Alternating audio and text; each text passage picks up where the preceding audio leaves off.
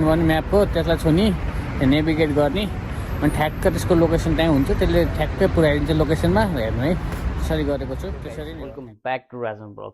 तपाईँहरूले थम्बनेल हेरेर थाहा पाइसक्नुभएको छ आजको रोमानियाको डेलिभरी सम्बन्धीको म्याप कसरी हेर्ने यस विषयको थम्बनेल हेरेर तपाईँले भिडियो थाहा पाइसक्नुभएको छ। अब धेरै कुरा नगरिकन भिडियोलाई सब्सक्राइब गर्नुभएको छैन सब्सक्राइब गर्नुहोस्, किनकि मैले यस्तो डेलिभरी सम्बन्धी विभिन्न भिडियोहरू लिएर आएको हुन्छु। तपाईँ रोमानिया आउँदै हुनुहुन्छ भने रोमानिया सम्बन्धी मैले भिडियोहरू लिएर आएको हुन्छु।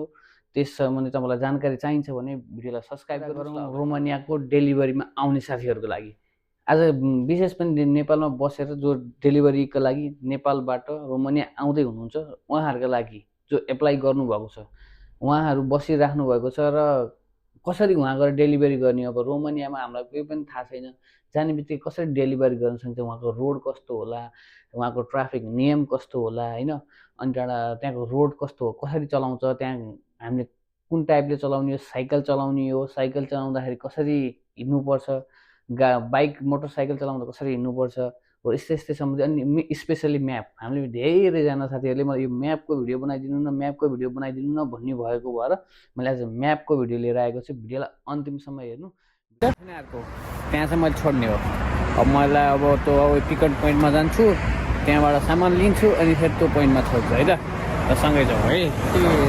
त्यो बटन देख्नु भने म्याप हो त्यसलाई छुनी नेभिगेट गर्ने अनि ठ्याक्क त्यसको लोकेसन त्यहीँ हुन्छ त्यसले ठ्याक्कै पुऱ्याइदिन्छ लोकेसनमा हेर्नु है त्यसरी गरेको छु त्यसरी नै हो ठ्याक्कै गर्ने। हामी ठ्याक्क एक्ज्याक्ट लोकेसन त्यही पुऱ्याइन्छ, हामी त्यही बाटो सरर जाने अनि त्यहाँ गएर पिकअप गर्ने। ल सर, त्यो एउटा भिडियो हेर्नु भने अर्को भिडियो जस्तै अब यो नेभिगेट देखाएको छ नि, नेभिगेट मलाई कुनै अर्डर आइसक्यो, मैले एक्सेप्ट गरिसकेँ। अब म जानु पऱ्यो लोकेसन, अब मैले यो नेभिगेट भन्ने अप्सन छ नि एरिया माडो लेखेको भन्दा माथिपट्टि हो, त्यहाँ क्लिक गर्छु क्या मैले। त्यहाँ क्लिक गरिसकेपछि के हुन्छ भन्ने कुरो अब तपाईँले यस्तो इन्टरफेस आउँछ, यस्तो लोकेसन देखाउँछ। ल हेर्नु, यस्तो देखाइसकेपछि अनि मैले अहिले डिरेक्सन दिएर अनि त्यो लोकेसनमा जाने हो क्या। तपाईँको लोकेसनमा त्यसले अटो प्रिन्ट हामीले हान्नु पर्दैन। अब यसरी देखाएको अनुसार लोकेसनमा जाने अनि दिने हो। साथीहरू ल हेर्नु, ल यो बुकारेस्ट सिटी हो। ल तपाईँलाई भन्नुहुन्छ यो रोमानियाको एकदमै पपुलर भेरेन्डा मल हो, ओभर मल नेपाली मार्केटहरू टन्नै छन्। म यहाँबाट तपाईँलाई म्याप चलाउन सिकाउँदैछु। म जस्तै म यो भेरेन्डा मलमा छु, तर जानु पऱ्यो मलाई मेरो घर, मेरो रुम, मेरो अपार्टमेन्ट जानु पऱ्यो। जस्तै अब मैले यहाँ टच गर्छु, यहाँ टच गरेर डिरेक्सनमा सुन्छु, मैले चाहिँ कुनै ठाउँमा आफू भएको ठाउँमा चुज गर्छु र डिरेक्सनमा राख्छु र आफू जान पर्ने पोइन्टलाई माथि राख्नु पऱ्यो, जहिले पनि माथि हुन्छ। अनि चुज यो डेस्टिनेसन। अब जस्तै मेरो पेन्टलिमन हो, पेन्टलिमन 357 घर नम्बर हो मेरो होइन, पेन्टलिमनमा बस्छु म, सेक्टर 2 पेन्टलिमनमा बस्छु म। जस्तै 357 हो अनि यहाँ मैले हाने जस्तै अब यस्तरी देखाउँछ कि यस्तरी तपाईँको अब कहाँ कसरी जाने। जस्तै म यो गाडीको लाइन, यो ट्याक्सी अथवा उबर जेबाट जाने गाडीको लाइन हो, जस्तो बाटो त्यसरी देखाएको छ होइन। जस्तै मेरो अब यो यहाँनिर बस्छु म, यो ठ्याक्क 357 पेन्टलिमन 357 घर, यो घर नम्बर ठ्याक्कै यही घरमा बस्छु म। यस्तरी देखाउँछ नि साथीहरू त तपाईँहरूको म्यापमा। अब हामीले अब जस्तै यो चाहिँ गाडीको बस, जस्तै अब हिँडेर जानु पऱ्यो भने कसरी हेर्ने होइन, अब बसमा जानु पऱ्यो भने बस कसरी हेर्ने होइन, त्यो पनि हुन्छ। जस्तै अब यहाँ गयो, यो बस भयो, यतापट्टि देखा 30 मिनट 30 मिनट। अब त्यहाँ सबै छ। ट्रेनमा जाने भने ट्रेनको यसरी अन गर्ने, यो अफ छ अन भयो। जस्तै अब बसको अन भयो भने त्यहाँ बसको कति छ, के छ, लोकेसन कति बजी आउँछ सबै देखाउँछ। अब हिँडेर जाने हो भने 1 घन्टा 2 मिनट लाग्छ, त्यसरी सबै देखाउँछ। जस्तै बसको जाने हो भने त्यहाँबाट भयो होइन। यसरी चाहिँ हामीले अब म्यापहरू हेर्न सकिन्छ साथीहरू।